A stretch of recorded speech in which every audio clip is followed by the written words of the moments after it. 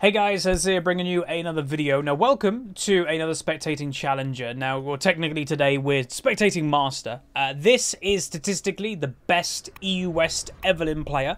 You guys enjoyed our last episode of watching one of the bests on Katarina, or if that, well, that might have actually been the best.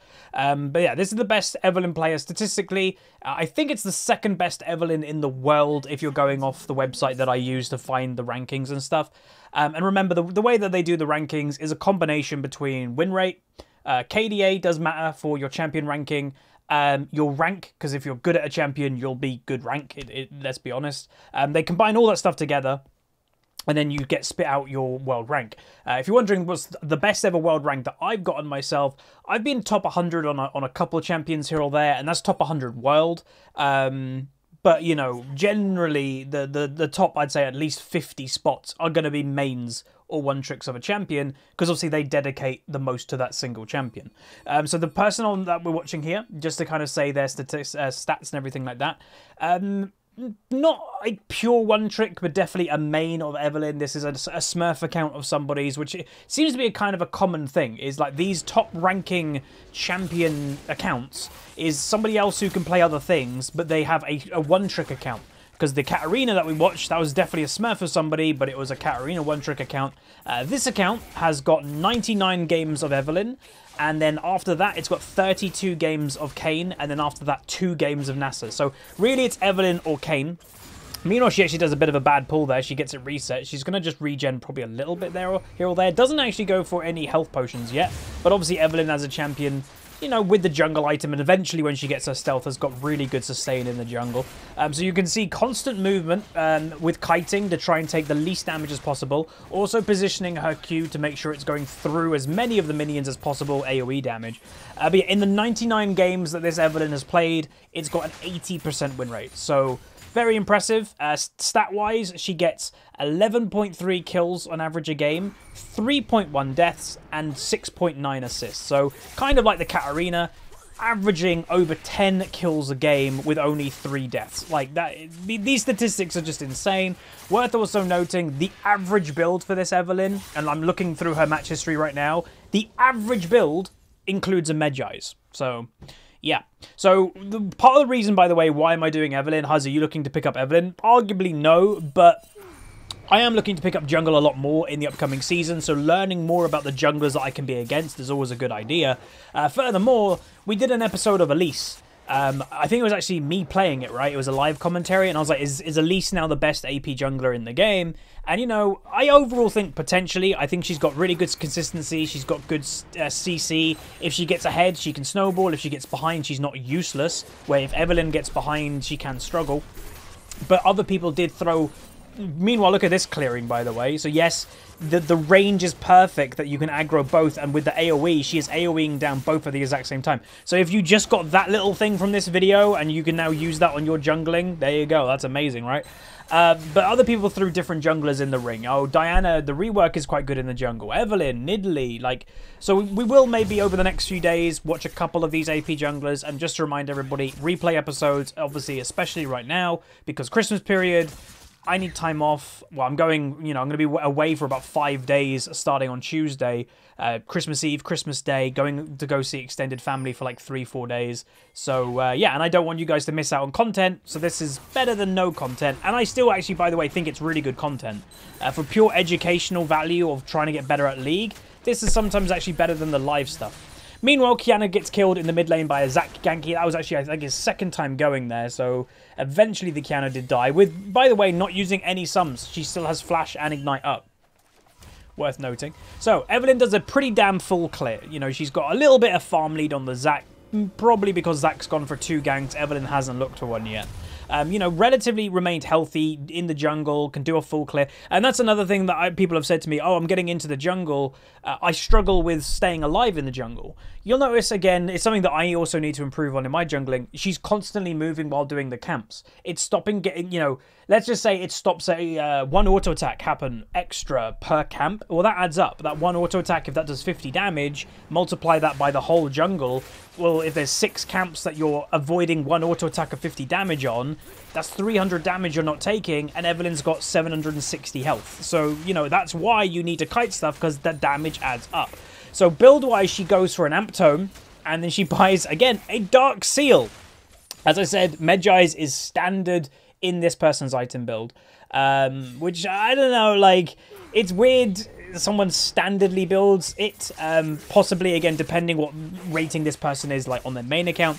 When this person gets up to Challenger, if they get up to Challenger, because right now they are Master. Master with, how much of a win rate? Master with a 75% overall win rate, which is obviously very impressive. That means they probably will end up in Challenger at some point, but will they still buy MEJAIs when they're in Challenger? I'm not convinced, because Challenger is supposed to be the rank that, you know, is better and people won't let you snowball as much. Anyway, jungle clear continuing. Now, why is she rushing this so much, by the way? Where are the ganks? She is going to maybe look for one gank here. Meanwhile, the enemy team is ganking themselves. Nautilus might try to get a hook. Woohoo! That was so close. Does die in the end, though. Nearly survives with this W. Katarina, wow, that happened quick. Katarina was here, if you don't know what happened. She flashed over and just instantly killed the Lucian before Evelynn could do anything. Wow, enemy team is on fire right now. But yeah, Evelynn isn't going to be a main ganker in the early game. She needs level 6. You know, we've spoken about it before in some cases of like, oh, Kassadin, the champion of Kassadin, doesn't really become Kassadin until he hits level 6 and gets his ult. Evelynn is exactly the same. Meanwhile, you can see the Evelynn is legit not interested in that dragon. You know, her team is pinging her going, hey, why not? And she's like, no, go away, fall back. Because she knows, why would she contest that? Like, it's an Evelynn pre-6. She's got no stealth. She's squishy. She's got no execute with her ultimate. She doesn't want to take the fight. But boom, she hits 6. And instantly you can see, oh, she's not going to go continue farming like the red buff's up right now. She's going to go look for kills instantly. So yes, level 6 is a big deal for Evelynn to try and get, you know, kills on the board, start the snowballing. Because, you know, her stealth now is alive. You know, it's only at level 6 when she becomes actually a invisible champion. So we'll see what she can do potentially with her first gank. Like, again, normally it's a bit weird watching junglers like this in this rating and this caliber of player waiting around for ages. She's spent like a minute now not doing anything. That's really weird. Again, time is money, and she's not made any for a while. She's not farming, she's not ganking, she's just kind of looking for something, which to me it's kind of feeling like she's overcommitting to getting this first gank done. Maybe, you know, she'll go for it here, maybe she'll get the kill on Zac. But again, she has spent a really long time, that gets the chump, she spent a really long time trying to get this kill.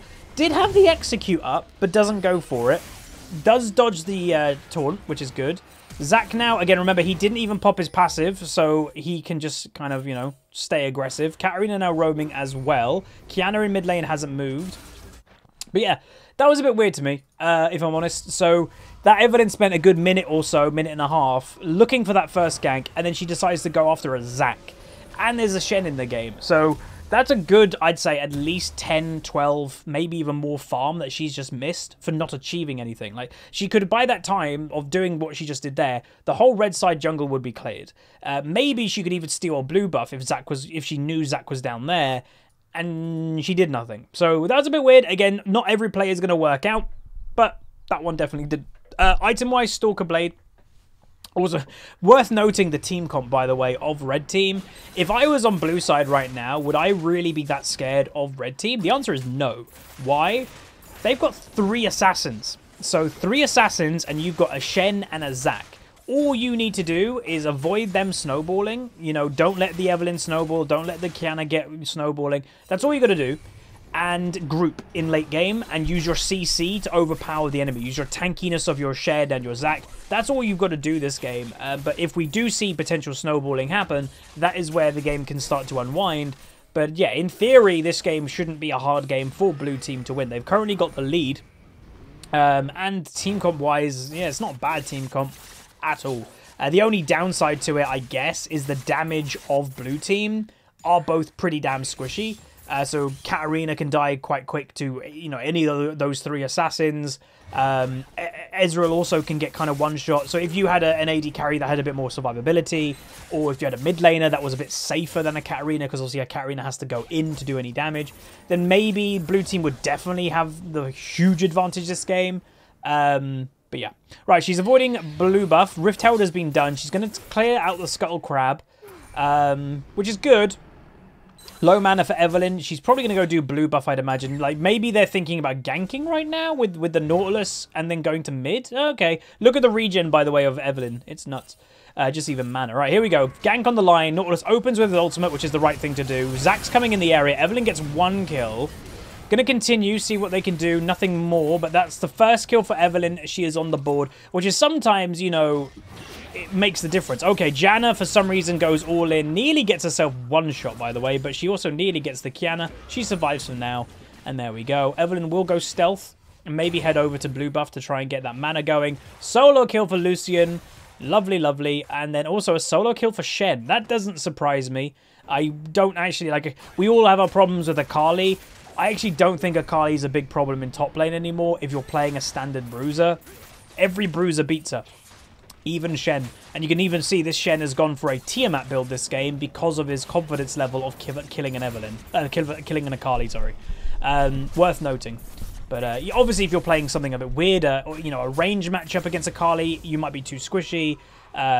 One of the mages in top lane, you could be too squishy. But if you're playing a bruiser like Darius, Alawi, Shen, Set eventually, yeah, I don't think Akali's going to be a problem. Maybe in the first, you know, few levels where she has her kind of annoying combo. But at, I'd say, level 6 onward, unless she's snowballed by that point, I don't see Akali as an issue. In top lane, by the way, in top. Right, so, weird thing to me that Evelynn does blue buff then bases, by the way, because what that does, that means she just wasted the blue buff for like 30 seconds, you know? Don't waste the blue buff. Anyway, Evelynn now coming to try and finish off a kill. Will not pick up a kill. Nautilus is probably going to go down as well. You can see the enemy team is working really well together. They're shutting down... Whoa! Hello! Shutting down the assassins. Akali, if you're wondering what the hell was that, she must have landed her E and then ended up somewhere else. I actually have no idea how she did that. But yeah, it was something definitely to do with her E. She landed it and then got really far away, but it was still in time to press E to go back. Weird. Anyway, enemy team has got the complete advantage right now. 2,000 gold lead, getting the second dragon for them. You can see Evelynn, once again, is not interested in contesting it. She has completed her AP item, and, you know, the farm level is pretty damn high. She's got 87 farm, about to have more. You know, her Kiana is struggling a little bit this game, you know, 64 farm, but also the Katarina has got 68 farm. Mid lane assassins aren't known for the highest amount of farm, especially the melee assassins in mid lane never go for farming that much. They're more about kills, as we probably all imagine. Right, so the dragon is Inferno. Evelynn finishes her tier 2 boots, and really what I'd want to see from the Evelynn is just like more. I know that sounds kind of weird, but like, you know, bot lane is starting to go well for the Lucian. That could be the teleport advantage. Yeah, the Ezreal's got teleport. The Lucian just healed to survive to get him. You know, I've always said teleport's dumb in solo queue. Just take heal. He does overstay a bit, does get himself killed. Evelynn now making her way down with the Nautilus, seeing what she can do. Gonna try and go for the Zac. Will just absolutely one-bang him. Wow, that was a lot of damage. Hopefully Nautilus leaves this for the Evelynn. It'll be kind of weird. There we go. And then also a Katarina, sorry, gonna go for it with the Kiana. Kiana can maybe finish off the kill. Maybe not. No, that looked a bit messy. It might even look like the Kiana missed her ultimate. Is going to stay because of the regen. Is going to see what she can do. She needs her to commit with it. Yeah, that's it. Go for the kill. Wait for the Janna. And you saw there, Katarina is using her E to farm. Okay, so she might be playing the patient game. She's going to wait for her to go for a dumb base. Or now, the Katarina had no idea where that Evelynn was. Well, okay, that was really cool to watch, actually. So that was a lot of patience, which is cool. A lot of patience. She got the nice kill, got a shutdown. So we're starting to see this Evelynn now show up. She's now 3-0. She's got 90 farm, which is similar to the Zac's, but, you know, so far this game, the Zac has got 6 kill involvement out of 9 kills. 66 kill percent, you know, 66% kill participation. Evelynn also has majority kill participation as well, but obviously less kills. But we are starting to see it. Janna in top lane. I will say, it does freak me out, dude. You see it every now and then. It's like, why is Janna, level 8 Janna, when her AD carry is struggling, going top lane?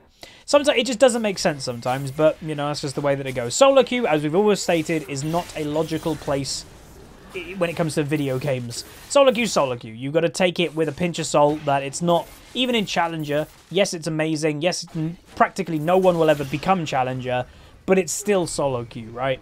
Compare that to pro play, it's vastly different. Right, so, the three assassins, you could call them the three musketeers this game, Akali, Evelynn, and Qiyana, all have completed their first item, which will give them a bit of a power spike. Remember, assassins as they go are usually very reliant on item power spikes. And they actually are usually reliant on getting ahead in item power spikes because, again, their playstyle is riskier than a normal champion. So if they're not ahead, they don't one-shot something, well, they don't really do anything. Meanwhile, Ezreal dies again. Again, people have wondered to me, like, obviously I do like playing AD carry occasionally, and Ezreal is notoriously my favourite AD carry to play. I haven't played a single game of him since they got rid of Klepto. I've heard that Conqueror isn't the worst thing on him. I just haven't heard it's the best, like, in terms of strength level. Like, you're just better off playing other things other than Ezreal. Ooh. Other things other than Ezreal. Right, Katarina going to go for an ult. Unfortunately, Evelynn couldn't get there in time, but I do think the Katarina's going to get killed. Wow. And donk. Gets herself a kill, and by the way, yes, that is a MEJAI that purchased from the Evelynn. Now Shen is biting off too much he can chew too. Evelynn going to come pretty late in the fight, but it should be fine.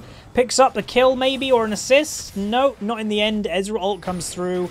Zach's extending the fight. Not sure if he actually can do that much. Nautilus actually makes a mistake, misses his Q, and will get himself killed.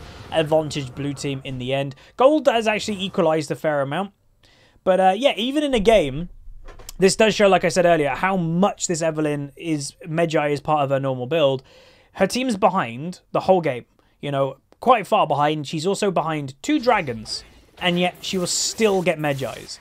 Ezreal dies again. But yeah, she'll still buy it. Kind of crazy. One thing is worth noting that this Evelynn does that, you know, we have watched, you know, a fair amount of junglers in high rating here or there. And, you know, I've been master, so I would have played with this kind of player, etc. And my account right now is still in high diamond. She is standing still a lot, so I don't know if she's typing. Like, that would be my guess. Like, hopefully it's not a toxic individual or anything, but, like, she is standing still and just typing. You can notice that. Normally, you're not watching anybody just standing still, so it's a bit weird to me. Zach on the enemy team picks up his Warmogs, which is very effective against assassins because health obviously counters a lot of the time burst. But also, you know, I survive the assassin burst. I go away for 5 seconds, 10 seconds, and then I'll regen the whole way back up. Really effective. Akali gets a solo kill on the Shen, which actually is a bit surprising. Actually, not that much surprising. I said earlier that bruisers should do very well versus assassins. True, but Shen has done the wrong build. Why would you risk that build against something that you know you don't have to kill? So buy a Tiamat to help you wave clear, sure. Don't complete it into a Titanic. Buy some magic resist. Buy some magic resist against the Akali, and if Evelynn's going to gank you, magic resist would also be good against her. Why? Nice combo there. Nice kill, hopefully. Zach coming in. Evelynn goes for an ultimate just to get the movement towards the Katarina. Evelynn continuing, gets herself an assist extra. Qiyana survives all that, by the way. And that might open up the dragon for the red team to get them on the board, which is an Infernal Dragon. But remember, everybody, Infernal Dragon, like a lot of them, have also been nerfed. Look at the regen, by the way, from Evelynn. It's no longer 5% AD and AP per stack. It's 4% now, which, you know, is a little nerf. It will hurt a little bit here or there, but, you know, the average player isn't going to really notice it. First dragon for red team, so the game has definitely equalized, and I'd say mainly the Evelynn's playing solid, there's no doubt about that. High farm, you know, 135 farm for a jungler before 20 minutes is pretty good going. She's got herself up to 16 stacks of MEJAIs already, but I wouldn't say like she's been the sole, obviously, reason that the game's made a comeback. AD carry difference is quite obvious in this game. You know, the Ezreal's died 4 times. A lot of them actually have been solo kills. Lucian was 5 and 2 with 30 farm lead. If you look into the gold, actually, Evelynn's got a 800 gold lead on her lane opponent or jungle opponent. Yeah, Lucian's got a over 2,000 gold lead, so it's definitely much a bigger thing. It's worth noting the Akali, with the farm difference, also has a 1,000 gold lead on the Shen. So Evelynn has not got the biggest lead in her matchup right now. She's playing solid. She is, again, Evelynn as a champion, let's be honest, is a scaling champion, no doubt. Anyway, Evelynn gonna maybe come with the fight. The enemy team, I don't think, knew that she was there. So she does a bit of damage, makes them just walk away, and the Akali will survive, which is good. Evelynn going to overstay. This guy. You saw. Surely they saw him. He's going to E right into the Evelynn. Oh, no. There we go. Boom. Free kill. So, yeah, this Ezreal's not having a great game. Maybe he's autofilled. I don't know. But, like, It just kind of seems that he's not thinking about, like, his positioning a lot. I will say again, we said it earlier, don't take teleport in a solo queue game. Just take heal. It helps you out way more often than the teleport does. You have to be very good to make teleport work. And yeah, I know this is high rating and that, but heal is going to help you more as an AD carry on average than teleport would, pretty much. All right, Evelyn's going to go down for a Shen. And yeah, I do think she has kill pressure on him. She's the same level as him. And because Shen did the greedy Titanic build, he is actually kind of squishy. Right, goes for the early. Look, just one-shots him. Yep, she already one-shots him. Up to 24 stacks of Mejais now, ladies and gentlemen.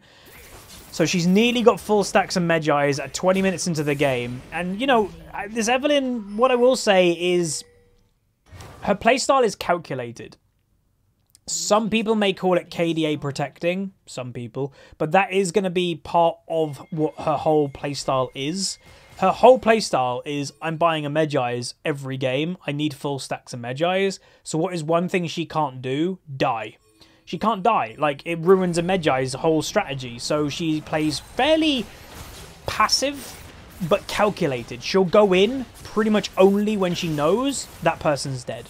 So yeah, it's a smart playstyle. On an assassin, it's definitely a smart playstyle.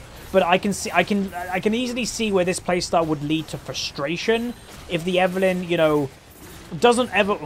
That was a bit weird. If the Evelynn doesn't ever want to die, which I think is pretty evident, there will be instances like a team fight that, oh, if Evelynn went in, did a bunch of damage, but she died, it would have made my AD carry clean up the rest of the fight. But this Evelynn with her playstyle will be like, oh, I'm not going in because I don't want to die. So, like, there is the negative to the playstyle as well. But overall, you know, it's a good solo queue playstyle is what I'd say. It wouldn't work in pro play at all. Again, like I said, standing still. Really weird. I don't know what that's about. Why are you standing still every now and then? I don't get it. That was weird. Anyway, item build now is a Lich Bane, so if she had one-shot potential before on something like a Shen, yeah, she's got even more one-shot potential now. Shen has finally seen the light and is starting to buy himself proper magic resist, which, again, like I said earlier, he needed to do before I finished Titanic. Titanic in this game was way too greedy against Nakali and a Fed Evelynn. Just get the team up for wave clear, then pick up yourself, you know, thingy. Ooh, close. Ezreal by himself, yeah, so this Ezreal is mega tilted by the looks of it. He was by himself in bot lane. Zach going for an ult. Misses a fair amount of it. Really nice dodging by the Evelynn. Lucian dies. Evelynn going to be just waiting around. Oh, goes for a flash play. Does a bunch of damage. Actually doesn't get any like kills, but does a bunch of damage. That will end up winning them the fight. Evelynn going to continue waiting a little bit. You can see, again, calculated play. She's dodging things before she goes in. She doesn't want to just go in willy-nilly. And she will pick herself up into the kill. Legendary. Maximum stacks of Mejais.